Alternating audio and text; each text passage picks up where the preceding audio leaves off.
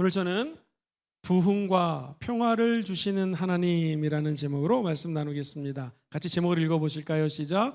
부흥과 평화를 주시는 하나님. 우리는 왠지 부흥하면 떠오르는 것이 100명 모이던 성도가 200명 모입니다. 500명 모입니다. 그것도 부흥이겠죠. 근데 진짜 부흥은 성령 하나님이 우리 마음속에 악하고 더럽고 추악하고 단단한 마음을 제거해버리는 것이 부흥입니다. 부흥은 다시 살아나는 것이에요. Revival이라고 하는 것은 다시 하나님의 생명의 성령의 법이 우리 마음속에 들어올 수 있도록 내 마음을 여는 것이 부흥입니다. 부흥은 새롭게 되는 것이고요. 부흥은 새 영을 내 마음속에 받아들이는 것이. 그러면 우리 마음속에 희망이 다가오고 평강이 다가온다라는 거예요. 지금 눈에 보이는 것이 어려움이 있고 질병이 있고 아픔이 있지만 성령 하나님의 세계에 들어가면 이 모든 것들이 합력하여 선을 이루게 될 것입니다.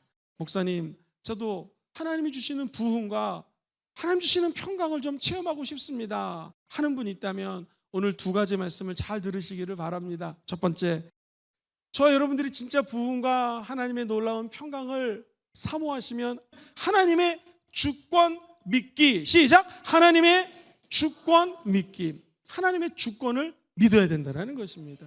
하나님의 절대 주권, 하나님이 나를 지배하시고 통치하시고 다스리시고 하나님이 나를 향한 계획이 있다는 것을 믿으셔야 됩니다. 하나님의 모습을 예레미야서는 33장 2절에 이를 행하시는 야훼 하나님이라고 해요.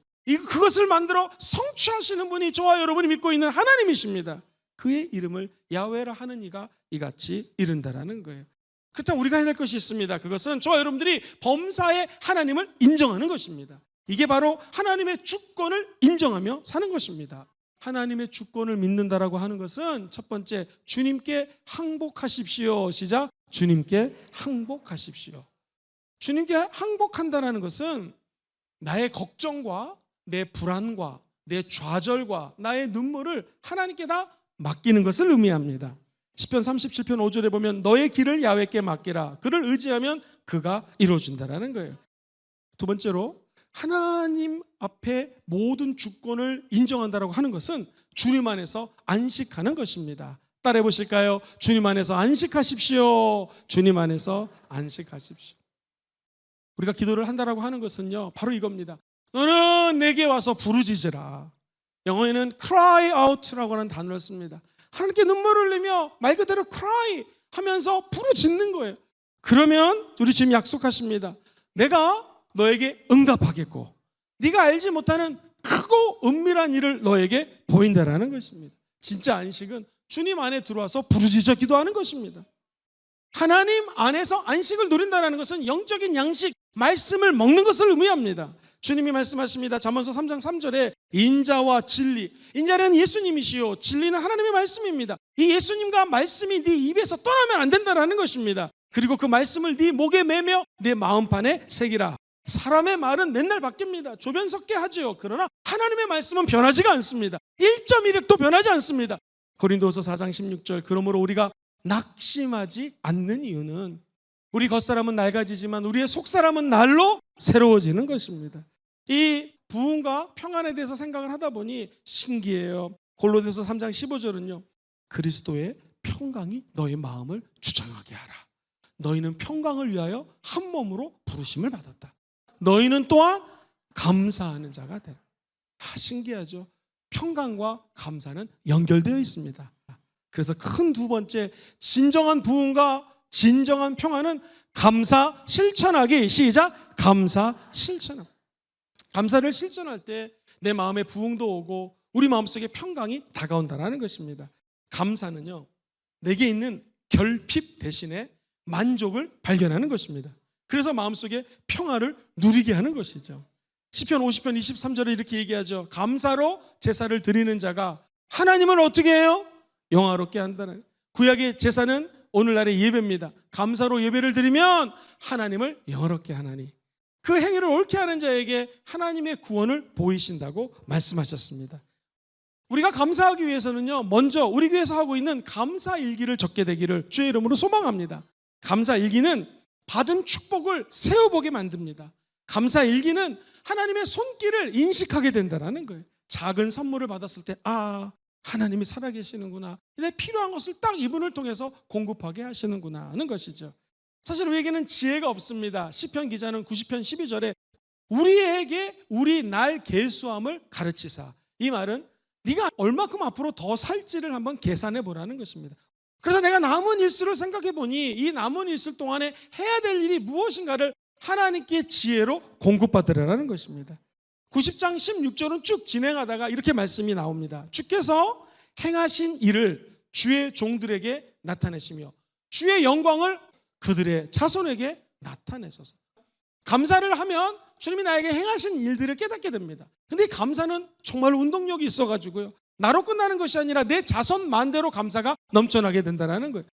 베드로전서 4장 9절로 10절은 이야기합니다. 서로 대접하기를 원망 없이 하고 각각 은사를 받은 대로 하나님의 여러 가지 은혜를 맡은 선한 청지기 같이 서로 봉사하라.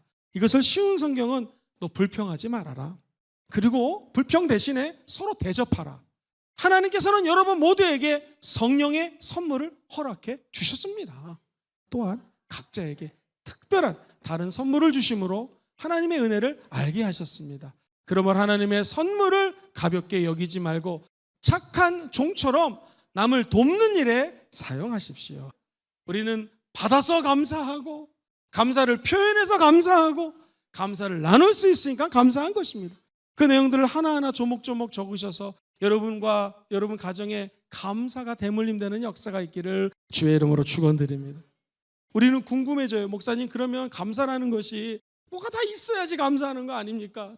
사람이요, 모든 것을 다 갖추면 감사할 것 같죠? 그렇지 않습니다. 감사하지 않아요. 불평에도 나올 때가 많습니다. 그런데 결핍한 것이 있잖아요. 부족한 것이 있잖아요. 그럼 더 감사하게 된다는 거예요. 그래서 기독교는 감사라는 말보다도 정확한 것이 자족한다는 해요.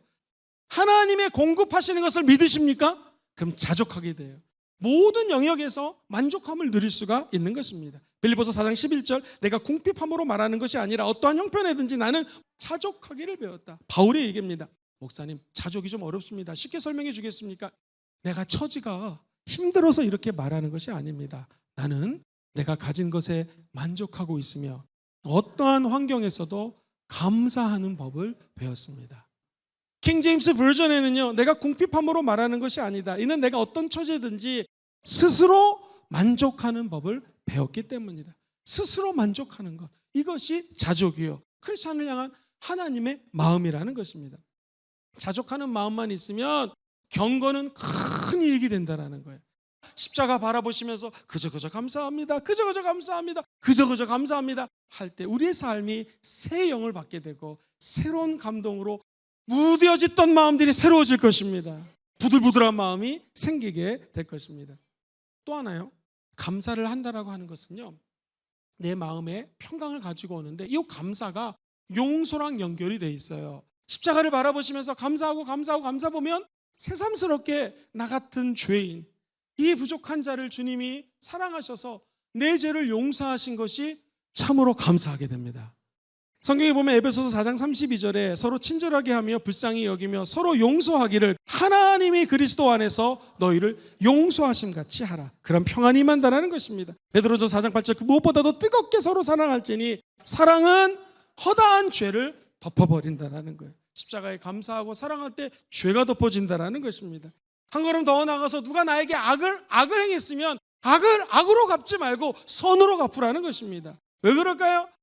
왜냐하면 성령님이 우리에게 감사를 주셔서 나를 악하게 대하는 사람을 선으로 대하게 할 수 있는 은혜를 주신다는 거예요. 우리가 받은 계명은 하나님이 나를 사랑했기 때문에 다른 사람들을 사랑하는 것입니다. 그러려면 하나님이 내 인생의 주권을 갖고 계신 것을 믿으셔야 됩니다. 하나님의 주권 믿기. 하나님 주권을 믿는다는 것은 무엇이겠습니까? 주님 앞에 항복을 하는 것입니다. 그리고 우리 주님 안에서 말씀과 기도로 안식하는 것이죠. 그때 참된 영적인 부흥과 평강이 임하게 될 것입니다. 두 번째, 감사할 것이 너무나 많습니다. 그 감사하는 것을 알고만 있는 것이 아니라, 느끼는 것만이 아니라 감사를 이제 실천해 보십시오. 어떻게 할 수 있을까요? 먼저 감사일기를 작성해 보십시오. 하나님, 우리의 감사를 받으사 저와 여러분들의 인생에 자족함이 넘쳐날지어다, 기쁨이 넘쳐날지어다, 평강이 넘쳐날지어다, 무엇보다도 하나님의 끊이지 않는 사랑을 체험하시게 되기를 주의 이름으로 축원드립니다. 이럴 때 진짜 부흥이 다가오게 되는 것입니다.